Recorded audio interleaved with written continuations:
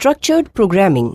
Structured programming एक कार्यप्रणाली है जो सॉफ्टवेयर इंजीनियरिंग के नवीकृत महत्व का हिस्सा है और इसमें शामिल है सॉफ्टवेयर का सिस्टमैटिक डिजाइन और विकास तथा सॉफ्टवेयर डेवलपमेंट प्रोसेस का प्रबंधन। सॉफ्टवेयर इंजीनियरिंग प्रोग्राम के विकास को लोगों, साधनों, परंपराओं, आधुनिक डिजाइन के उपयोग तथा विकास और प्रबंधन प्रणाली का समेकित रूप से समायोजन की तरह देखता है। स्ट्रक्चर्ड अप्रोच में प्रोग्राम कोड के ठोस स्ट्रक्चर्ड मॉड्यूल्स को तैयार करने हेतु कुछ पद्धतियों जैसे कि टॉप डाउन प्रोग्राम डिजाइन तथा सीमित संख्या में कंट्रोल स्ट्रक्चर्स को शामिल किया जाता है। Structured programming. Top down program design तथा स्ट्रक्चर्ड प्रोग्रामिंग का उपयोग करके प्रोग्रामिंग की लागत को कम करने में सफलता मिली है। स्ट्रक्चर्ड अप्रोच प्रोग्राम के विकास का मानकीकरण करके तथा स्ट्रक्चर्स के उपयोग से कंप्यूटर प्रोग्राम के डेवलपमेंट तथा प्रबंधन में कम लागत का भरोसा देता है। यह सरलता तथा शुद्धता को बढ़ाता है और साथ ही प्रोग्रामिंग और मेंटेनेंस लागत को कम कर देता है। प्रोग्रामर को उपलब्ध एक पारंपरिक, लचीला और सृजनात्मक वातावरण का परिणाम प्रायः जटिल तथा अस्पष्ट प्रोग्राम में होता है, जिसे त्रुटिमुक्त होने के लिए ज्यादा टेस्टिंग की जरूरत होती है। Structured programming. स्ट्रक्चर्ड प्रोग्रामिंग दूसरी तरफ प्रोग्राम डेवलपमेंट में सामूहिक उत्तरदायित्व या ग्रुप रिस्पॉन्सिबिलिटी पर बल देता है। यह प्रोग्राम डिजाइन कॉन्सेप्ट्स और मेथड्स का मानकीकरण करता है जो प्रोग्राम की जटिलता को कम करता है। उपरोक्त परिणाम स्ट्रक्चर्ड प्रोग्रामिंग के पॉपुलर प्रोग्रामिंग मेथोडोलॉजी होने के कारणों पर प्रकाश डालते हैं। स्ट्रक्चर्ड प्रोग्रामिंग का उपयोग करने वाले संगठनों के निम्न लक्षण हैं। प्रोग्रामिंग उत्पादकता या प्रोडक्टिविटी। प्रोग्रामर्स प्रतिदिन ज्यादा संख्या में त्रुटि रहित प्रोग्राम लिखते हैं। Programme economy. प्रोग्राम डेवलपमेंट तथा रखरखाव के कॉस्ट कम हो जाते हैं। Programme simplicity. प्रोग्राम्स पढ़ने, लिखने, सुधार करने तथा देखरेख में आसान हो जाते हैं। Modular design. स्ट्रक्चर्ड प्रोग्रामिंग को एक टूल्स सेट की तरह प्रोग्राम व्यवस्थापन को उत्कृष्ट बनाने, त्रुटि सुधार को सरल करने तथा कोड को सहज रूप से लिखने और विश्लेषण करने में उपयोग किया जाता है। स्ट्रक्चर्ड प्रोग्रामिंग का उपयोग करते हुए समस्या के समाधान को छोटे छोटे भागों में बांटा जाता है, जिसे मॉड्यूल कहते हैं। एक मॉड्यूल प्रोग्राम का लॉजिकली अलग करने वाला भाग होता है। यह एक पृथक और पहचान योग्य इकाई होता है जो कंपाइलेशन तथा लोडिंग में आसानी से पहचाना जाता है। Modular design. सामान्य प्रोग्रामिंग संरचना के संदर्भ में एक मॉड्यूल एक मैक्रो, एक फंक्शन, एक प्रोसीजर या सबरूटीन, एक प्रोसेस या एक पैकेज हो सकता है।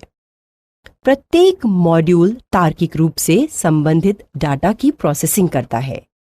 मॉड्यूल्स कार्यात्मक भाग होते हैं जो प्रोसेसिंग में मदद करते हैं। आदर्शतः प्रत्येक मॉड्यूल दूसरे मॉड्यूल से स्वतंत्र कार्य करता है, यद्यपि यह कभी-कभी असंभव है। मॉड्यूल्स को अनुक्रम में रखा जाता है और उनके महत्व के आधार पर संगठित किया जाता है। जो मॉड्यूल स्ट्रक्चर ऑर्गेनाइजेशन प्लान में जितना नीचे होता है, उतने ही विस्तार से प्रोग्रामिंग डिटेल्स को बताया जाता है। कंट्रोलिंग मॉड्यूल टॉप लेवल पर होता है। Modular design. यह पूरे प्रोग्राम का संपूर्ण स्ट्रक्चर का नजारा देता है। सिस्टम को प्रत्येक मॉड्यूल लेवल पर ज्यादा डिटेल देने हेतु डिजाइन किया जाता है। एक मॉड्यूल को कोड कर टेस्ट करते हैं और तब दूसरे टेस्टेड मॉड्यूल से टेस्ट किया जाता है। यह प्रोसीजर प्रोग्राम टेस्टिंग को आसान बनाता है क्योंकि वहां प्रति मॉड्यूल सिर्फ एक एंट्री पॉइंट तथा एक एग्जिट पॉइंट है। सी लैंग्वेज के क्लिप आर्ट। सी एक स्ट्रक्चर्ड प्रोग्रामिंग लैंग्वेज है क्योंकि यह एक बड़े समस्या को खंडित कर छोटे छोटे मॉड्यूल में बांटती है, जिसे फंक्शंस या प्रोसीजर कहते हैं। सी लैंग्वेज की एक मुख्य खामी यह है कि इसमें समान फंक्शंस को एक मॉड्यूल या क्लास में ग्रुप नहीं कर सकते हैं। साथ ही फंक्शंस को किसी टाइप या स्ट्रक्चर से जोड़ा नहीं जा सकता।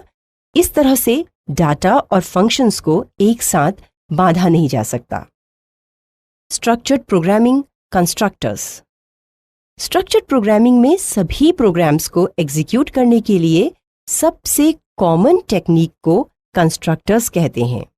सीक्वेंस, सिलेक्शन और रिपीटिशन कंस्ट्रक्ट्स को यहाँ चित्र में दिखाया गया है। इन कंस्ट्रक्ट्स को कंट्रोल स्ट्रक्चर्स भी कहते हैं। इन तीनों बेसिक कंट्रोल स्ट्रक्चर्स के द्वारा स्टैंडर्ड प्रोग्राम्स लिखना आसान है, जिसे पढ़ना और समझना भी आसान है। Sequence structure.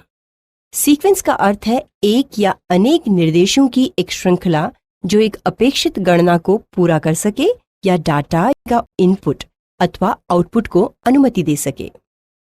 चूंकि ये स्टेप्स एक के बाद एक एग्जीक्यूट होते हैं, इनके फ्लो लॉजिक में कोई भी परिवर्तन नहीं होता। चित्र बताता है कि फंक्शन ए का प्रोग्राम स्टेटमेंट्स फंक्शन बी के स्टेटमेंट से पहले एग्जीक्यूट होगा। दूसरे शब्दों में हम कह सकते हैं कि कंट्रोल फंक्शन ए से फंक्शन बी की तरफ फ्लो हो रहा है। Selection structure. Selection structure. Selection का अर्थ है डाटा के किसी खास कंडीशन की टेस्टिंग करना। किसी डाटा से संबंधित प्रश्न के सिर्फ दो संभावित उत्तर हो सकते हैं, ट्रू या हाँ, या फॉल्स अथवा ना। एक सिलेक्शन तकनीक वेरिएशन इफ देन एल्स कहलाता है। कंडीशन के सत्य होने पर जिन निर्देशों या इंस्ट्रक्शंस को एग्जीक्यूट होना होता है वह इफ देन विकल्प को फॉलो करता है। एल्स विकल्प या ऑल्टरनेटिव उन निर्देशों को व्यक्त करते हैं जो कंडीशन के असत्य होने पर हमें यह बताते हैं कि हमें क्या एग्जीक्यूट करना चाहिए। यदि कंडीशन सत्य है, कंट्रोल फ्लो फंक्शन को जाएगा और इसका स्टेटमेंट एग्जीक्यूट हो जाएगा। यदि यह गलत है तो फंक्शन ए एग्जीक्यूट होगा।